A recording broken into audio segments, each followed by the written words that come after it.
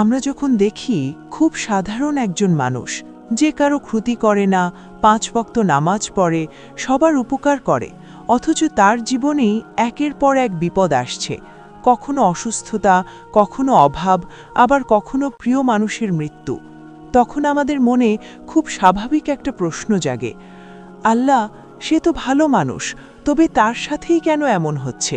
কেন তুমি ভালো মানুষদেরই এত বেশি পরীক্ষা করো? আজকের এই ভিডিও আপনার জীবনের সব অভিযোগ আর দীর্ঘশ্বাসের উত্তর দেবে। আমরা জানব এই পরীক্ষার আড়ালে আল্লাহর ভালোবাসা কতটা গভীর। আমরা পরীক্ষা মানেই ভাবি শাস্তি, কিন্তু মনে রাখবেন, সোনার খনি থেকে যখন সোনা বের করা হয় তখন তাকে প্রচণ্ড আগুনে পোড়ানো হয়। কেন? তাকে কষ্ট দেওয়ার জন্য? না, তাকে খাঁটি করার জন্য।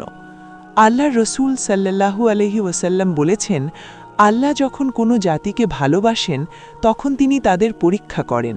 তিরমিজি। পরীক্ষা মানেই আল্লাহ আপনার উপর রেগে আছেন তা নয়, বরং পরীক্ষা মানে হলো আল্লাহ আপনাকে সাধারণের কাতার থেকে তুলে স্পেশাল কারোর কাতারে নিতে চাইছেন।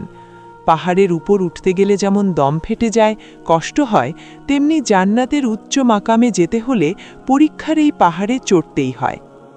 আমরা যখন ছোটখাটো কোনো বিপদে পড়ি তখন আমাদের মনে হয় আমাদের পৃথিবীটা বুঝি শেষ হয়ে গেল, কিন্তু একবার তাকিয়ে দেখুন তো ইতিহাসের সেই মানুষদের দিকে যাদের আল্লাহ দুনিয়ার সব মানুষের চেয়ে বেশি ভালোবাসতেন, যাদের পবিত্র করার জন্য বা পরীক্ষা করার জন্য কোনো গুনাহ ছিল না।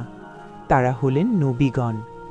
সবচেয়ে ভালো মানুষদের কেন পরীক্ষা করা হয় তার প্রথম এবং বড় প্রমাণ হযরত আইয়ুব আলাইহিসসালাম।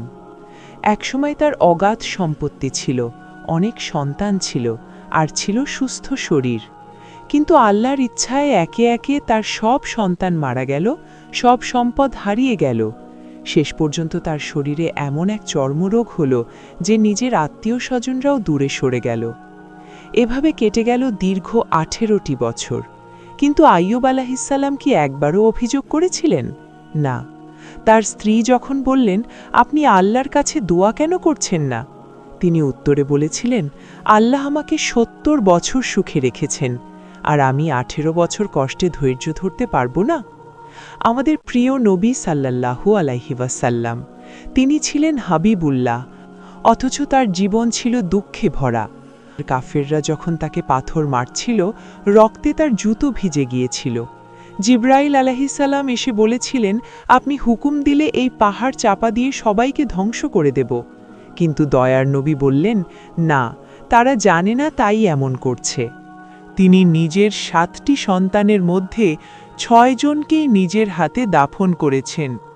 কত রাত তিনি এবং তার পরিবার না খেয়ে কাটিয়েছেন, তবুও তিনি ছিলেন আল্লাহর প্রতি সবথেকে বেশি কৃতজ্ঞ।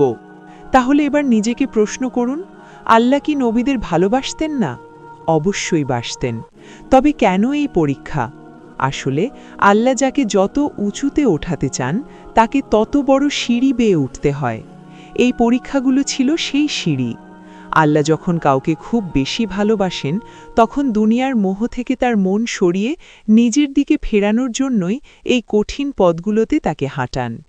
আপনি যদি আজ কোনো পরীক্ষায় থাকেন তবে খুশি হন, কারণ আপনি সেই পথেই হাঁটছেন যে পথে নবীরা হেঁটেছেন।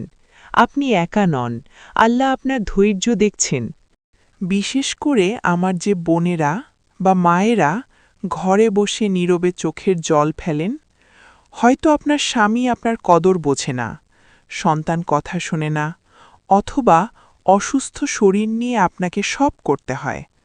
আপনি ভাবছেন, আমি তো কারো ক্ষতি করিনি, তবে আমার কপালে এত দুঃখ কেন? শুনুন, আপনার এই প্রতিটি ফোঁটা চোখের জল আল্লাহ গুনছেন। আসিয়া আলাইহিসসালাম ফেরাউনের মতো জালিম স্বামীর ঘরে থেকেও জান্নাত কিনে নিয়েছিলেন কেবল ধৈর্যের মাধ্যমে। আপনার এই নিঃশব্দ কান্না আল্লাহর কাছে আপনার জন্য এক বিশাল পুরস্কার তৈরি করছে, যা আপনি কল্পনাও করতে পারবেন না। ভিডিওর শেষে শুধু একটা কথা বলবো, আল্লাহ আপনাকে পরীক্ষা করছেন কারণ তিনি আপনাকে হারিয়ে যেতে দিতে চান না। তিনি চান আপনি তার আরও কাছে যান। আজ যে কষ্ট আপনাকে কাঁদাচ্ছে, কাল সেই কষ্টই আপনার জান্নাতের উসিলা হবে।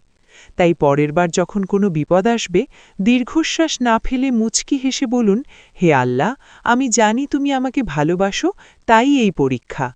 আমি তোমার ফায়সালায় সন্তুষ্ট। আল্লাহ আমাদের সবাইকে ধৈর্য ধরার তৌফিক দান করুন। আমিন।